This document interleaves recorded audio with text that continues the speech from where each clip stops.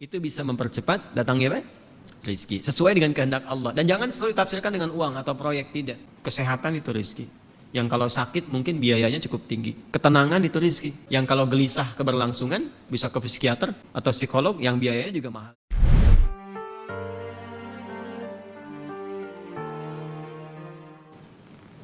Salat duha itu pertama waktunya dulu. Waktunya dimulai sejak waktu syuruk. Syuruk itu awal duha. Ingat ya? Perjalanan matahari yang bergerak dari mulai terbit, fajar terbit, sampai berada di posisi tempat terbitnya, sampai nanti bergeser lagi, sekira bayangan itu satu tombak kurang lebih. Kalau kita nanam tombak, ya sampai kokoh ada matahari, bayangannya sudah satu tombak gitu ya, sama dengan itu gitu. Nah, kan nanti bisa jadi memanjang, bisa jadi mengecil kan. Nah itu waktunya syuruk namanya. Pergerakan mataharinya disebut isyraq. Berada di porosnya disebut masyrik namanya. Bayangan yang satu tombak ini itu sudah masuk waktu syuruk. Syuruk itu awal duha. Jelas? Awal duha. Di awal duha ini ada kemuliaan. Hadisnya sahih. Sahih sekali. Di At-Tirmidzi hadisnya. Qala Rasulullah sallallahu alaihi wasallam, Rasulullah SAW bersabda, atau kama qala, man shallal ghadata fil jama'ati. Di redaksi lain fil masjid. Siapa yang menunaikan salat subuh dengan berjamaah. Di hadis lain di masjid. Jadi ada dua diksi di sini, dua redaksi. Satu ditunaikan berjamaah, yang kedua di masjid. Saya mengambil jalan tengahnya saja. Yang prioritas itu yang dimaksud masjid. Salat di masjid. Tapi kalau ada uzur tidak memungkinkan ke masjid, nah ini. Biasanya sih uzur yang dimaknai di sini ada yang lekat dengan perempuan yang tidak memungkinkan ke masjid karena alasan-alasan yang ditoleransi oleh syariat. Dan itu nanti banyak riwayat menyebutkan statusnya sama dengan salat yang ditunaikan laki-laki di masjid. Jadi ibu jangan berkecil hati. Karena memang hati sudah kecil gitu. Kalau besar kan repot tuh, nggak bisa ketampung. Jadi kalau misalnya suami laki-laki ke masjid dan perempuan tidak memungkinkan karena alasan yang ma'dzur syar'an, ya, ditoleransi oleh syariat, itu tunaikan di rumah. Dan nilainya sama dengan laki-laki yang ke masjid. Nah, kalau ingin dapat awal duhanya syuruknya, maka tunaikan berjamaah di rumahnya. Ya. Misal dengan asisten rumah tangga atau ada anak yang enggak ke masjid, misalnya yang perempuan, sama-sama lakukan di rumah. Nanti ada 3 keadaan perempuan yang tidak memungkinkan untuk ke masjid boleh di rumah. Nah, baik. Sebelum 3 keadaan itu saya sebutkan, saya balik dulu supaya tidak terlampau melompat. Man shalal ghadata fil jama'ati aw fil masjid. Siapa yang menunaikan salat subuh berjamaah atau di masjid, kemudian thumma yaq'udu yadhkurullaha. Lalu dia tidak langsung beranjak, berzikir dulu. Duduk zikir. Saya telah terangkan di satu kesempatan di malam tadi kan, zikir itu banyak, bisa berdoa, bisa kalimat thayyibah, bisa baca Al-Quran, bisa taklim, itu bagian dari zikir.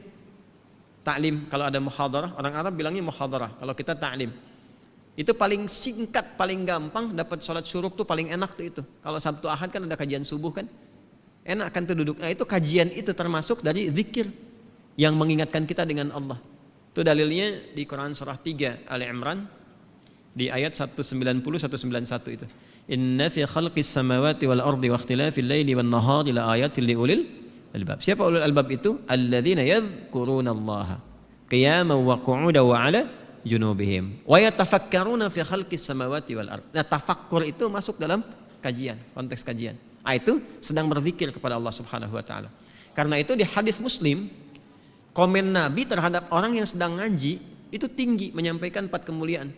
Ya, majtama'a qaumun fi baitin min buyutillahi. Enggak pernah ada orang kumpul di salah satu rumah Allah. Kemudian kumpulnya itu spesifik. Yatluna kitaballahi wa yatadarasunahu fima bainahum. Mereka ngaji di situ.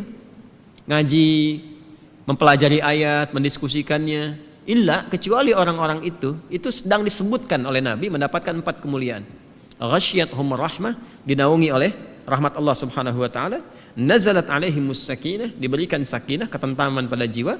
Ya, kemudian wa haffathumul malaikah, dinaungi oleh malaikat, malaikat banyak berkumpul. Kemudian wa dzakarahumullahu fiman indah. Nah, ini dia kalimatnya. Wa dzakarahumullahu fiman indah. Disanjung-sanjung oleh Allah orang-orang ini, ya kan? Sanjung-sanjung oleh Allah di sekitaran makhluk yang ada di dekat arsy. Disebut-sebut namanya. Ya, itu hambaku fulan. Fitnah disebut-sebut tuh. Fitnah nih. Masya Allah, datang jauh-jauh dari Jakarta. Disebutin tuh sampai selesai. Ya, Masya Allah. Itu disanjung tuh. Makanya Nabi itu mensupport kita untuk menghidupkan halaqah zikir. Nah, zikir itu salah satunya ada yang memahami dengan ilmu. Majelis-majelis ilmu, majelis ilmi. Nah, dalilnya dari mana? Yang Al-Mujadalah itu ayat 11. Ya. Ya ayyuhalladzina amanu idza qila lakum tafassahu fil majalisi fafsahu yafsahillahu lakum wa idza qila anshuzu fanshuzu yarfa'illahu alladzina amanu minkum walladzina utul ilma darajat. Paham ya? Nah, itu gambarannya. Nah, kemudian dia nggak langsung beranjak. Jadi setelah sholat 2 rakaat subuh, ya kan? Nggak langsung pulang, duduk dulu. Ada yang ngaji, ada yang ikut taklim, ada yang tilawah, ada yang ulang hafalan. Nah, sampai tiba bidayatul duha, awal duha. Awal duha itu disebut dengan syuruk itu. Ya, hatta bidayatul duha, sampai tiba awal duha. Ya, fa yusalli raka'ataini. Kemudian dia sholat 2 rakaat di awal duha itu. Fakana alaihi ka ajri hajjin wa umratin. Maka dia mendapatkan pahala yang senilai dengan haji dan umrah. Sempurna. Jangan dipahami sudah haji dan umrah, bukan. Dipahaminya pahala yang senilai itu. Ya, tapi belum tentu dapat kemuliaan sholat misalnya di Masjidil Haram, Masjid Nabawi, itu kan kemuliaan yang lainnya. Tapi pahalanya baik. Apa di antara pahalanya senilai haji dan umrah itu? Ya, berpeluang mendapati surga dan rahmat Allah Subhanahu wa taala. Berpeluang merubah perilaku jadi lebih baik. Kan birrun itu adalah perubahan dari sifat kurang baik menjadi baik. Ketika melekat pada pelakunya disebut mabrur. Makanya di situ disebutkan haji mabrur, haji yang merubah perilaku seseorang menjadi baik. Nah, di antara jalan kalau belum bisa mampu haji atau umrah, konsisten salat syuruk itu awal duha. Kalau orang terbiasa salat syuruk, manfaat utamanya ya itu bisa merubah perilakunya menjadi lebih baik. Itu yang dimaksudkan. Jelas? Makanya didapatkan pahala senilai haji dan umrah. Dan itu mahal sekali. Ini awal duha. Pertengahan duha itu berlangsung, kalau sekarang tariklah waktunya 1 jam dari sholat subuh, ya 1 jam lah, kurang lebih 1 jam paling cepatnya. Jadi kalau subuh 4:30, awal duhanya itu awal syuruk jam berapa? 5:30, ya. Atau kalau mau garis aman kadang ada yang nambah 15 menit lagi, ada yang nambah 1,5 jam gitu ya, nggak ada masalah. Sampai matahari mulai naik sekitar jam 7:30, jam 8 lah. 7:30 sampai jam 8. Nah, itu sudah pertengahan duha.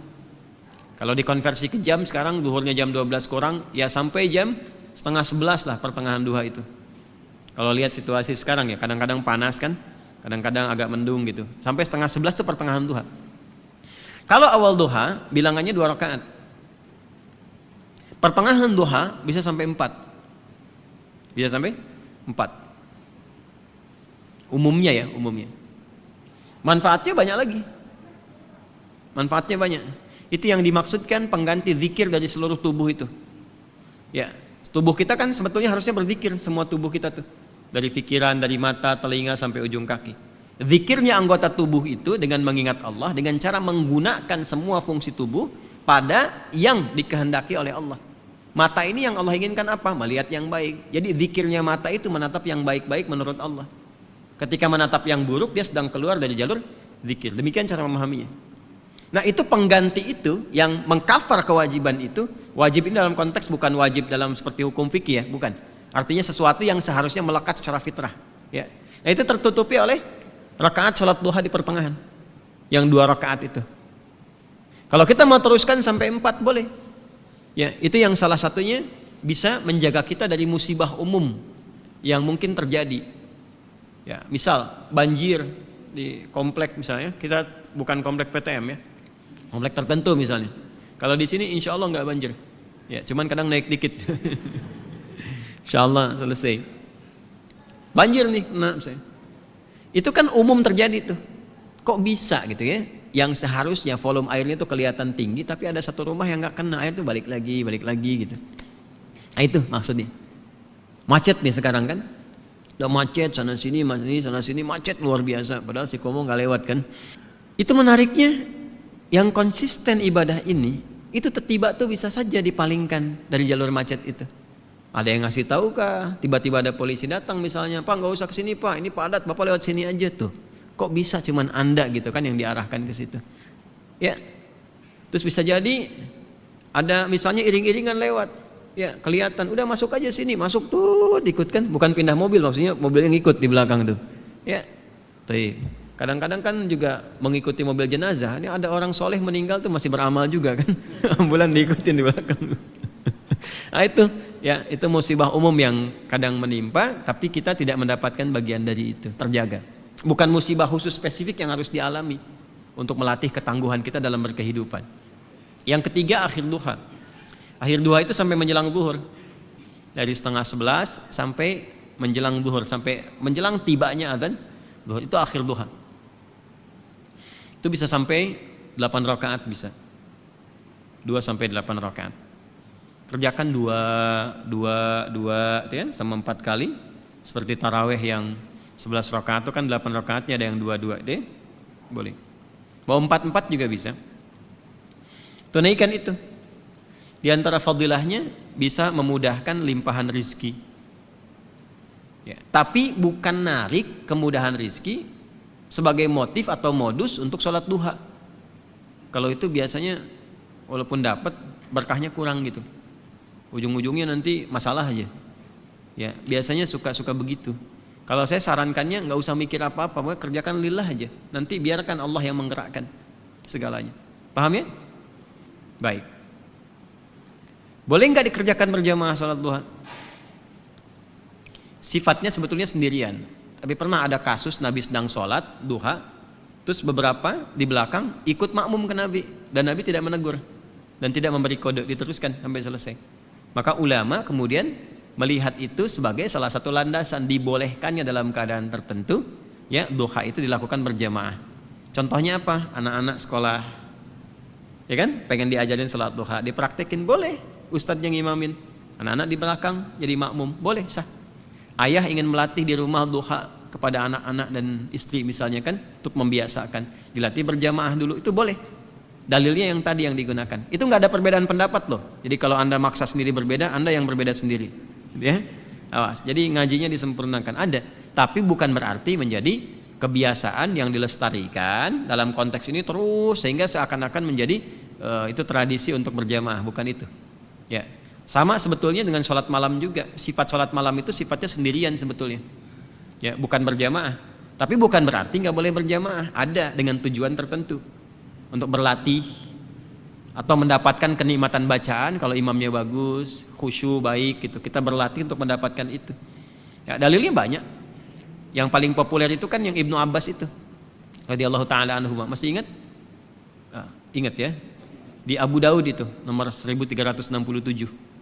Ya, Ibnu Abbas itu sampai nginap di rumah bibinya Sayyidah Maimunah hanya untuk melihat kebiasaan Nabi di malam hari. Ya, sampai kemudian bangun malam hari, beliau memviralkanlah kejadian itu ke kita semua. Jadi kejadian baik itu boleh diviralkan. Ya, kejadian baik boleh diviralkan. Tapi kalau musibah ditolong, bukan diviralin. Udah tahu orang kebakaran, di videoin terjadi kebakaran, saya ngapain? Orang di mobil minta tolong, Anda videokan gitu kan? Ya, maaf ya. Nah ini duha gitu ya, yang ditunaikan itu 2 rakaat bisa 4 di akhirnya, itu bisa mempercepat datangnya apa? Rizki sesuai dengan kehendak Allah. Dan jangan selalu ditafsirkan dengan uang atau proyek, tidak. Kesehatan itu rizki, yang kalau sakit mungkin biayanya cukup tinggi. Ketenangan itu rizki, yang kalau gelisah keberlangsungan bisa ke psikiater atau psikolog, yang biayanya juga mahal juga.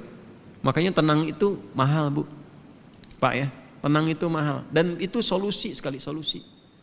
Kecuali kalau ada maksiat tenang, nah itu bermasalah.